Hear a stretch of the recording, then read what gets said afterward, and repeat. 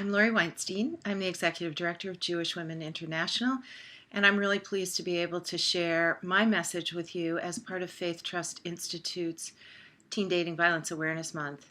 This is a really important month for all of us who work with teens, all of us who care about teens, and all of us who are trying to affect public policy and legislation that addresses the issues of teen dating violence.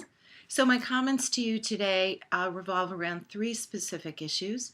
The first is what I believe are the two most important strategies that can be used in communities by individuals, families, and faith communities to address the issues of teen dating violence. The second is to talk about how critically important the faith community is to addressing the issues of teen dating violence. And I think for so many of you who are listening, you understand this without my having to say too much. The third thing I'd like to talk about is the importance, the critical importance of reauthorizing the Violence Against Women Act, which has really key components for prevention programming for teens and also for the first time. It has opportunities specifically written in language for faith communities, faith institutions, to be part of community coordinated responses around ending violence and specifically teen dating violence. So let me start with what I think are the two most important on the ground strategies. The first thing that I think is really essential is that we have almost a transformation of thinking about what each of us has in terms of personal responsibility to our young people.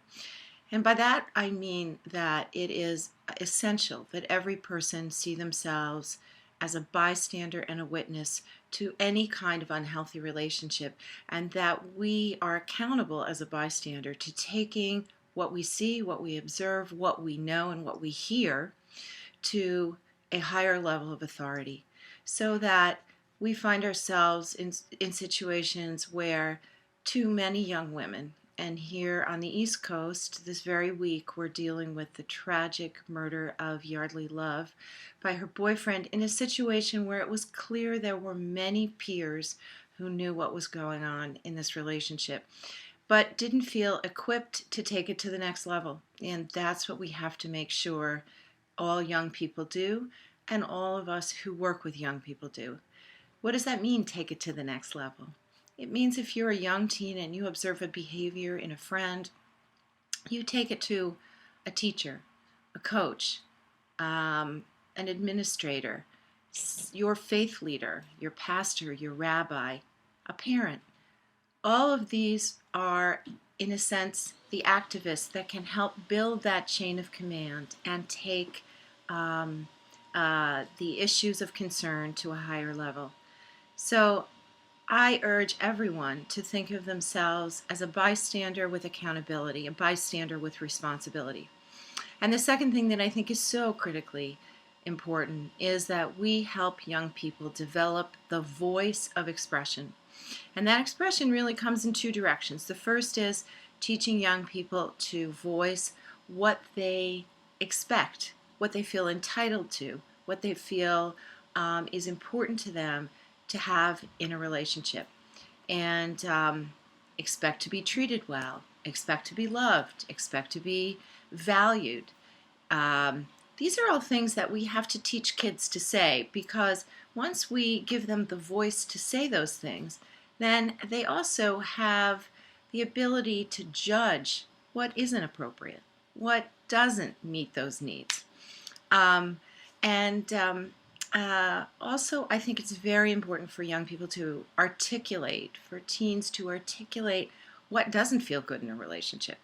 And that voice come through in small settings, in settings with friends, in settings with families, and hopefully helping parents develop the tools as well to talk to their kids. So teaching kids about using their voice and empowering that voice to talk about why it's important for them to be valued in a relationship and what those things look like, as well as what inappropriate behaviors are in a relationship. I think that really down the road helps kids a lot. The second thing that I want to say that I feel is so important for our kids is around the issues of faith. I believe our faith communities are tremendous partners in really what is a battle, a war to end teen dating violence. Too many children are at risk, and too many young teens and older teens find themselves in abusive relationships. And our faith communities are perfect places for those kids who are involved in congregational activities, who are involved in youth groups, who are involved in their faith community. These are perfect places for, at the leadership level, for them to get instruction and for them to get the kind of information and resources that they need. This kind of small setting, the intimacy of a faith community, I think perfectly complements the work that sometimes is going on in schools and sometimes is going on in other venues. But I think for these kids to be able to bring this stuff back into the intimacy and the privacy of a faith community is very, very important.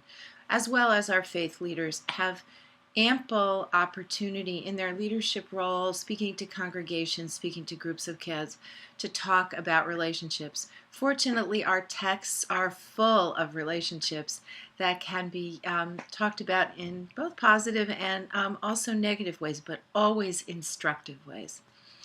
The third thing and final thing I want to mention today is related to the reauthorization of the Violence Against Women Act. I don't have to tell you how important this act has been in terms of saving lives. Since 1994 and through its reauthorizations, it has saved thousands of lives and provided services to women and their families and other victims of abuse that have been critically important. This year, the reauthorization of the Violence Against Women Act has two critical components that I think are relevant to us all. In terms of additions and strengthening elements. The first is there is a section in VAWA this year that addresses the needs of teens and is a line item that will provide services and programs to teens, particularly on the prevention side. And the second element in the reauthorization is that for the first time in some of the services, faith communities are specifically enumerated. This is very important because it will, in the end, allow us to help with the wraparound services that are so critically needed for kids and for faith communities, in some cases to really lead important work that's being done for our children. So I'm honored to be here and to have a chance to talk to you. I know that we all share the same goal, which is saving the lives of our kids, making sure they grow up safe, strong, and healthy, and ultimately that we put an end to gender-based violence for women, for girls, and to make the world a far better place. So thank you so much, and have a great, active Teen Dating Violence Awareness Month. Do something in your community. Thank you.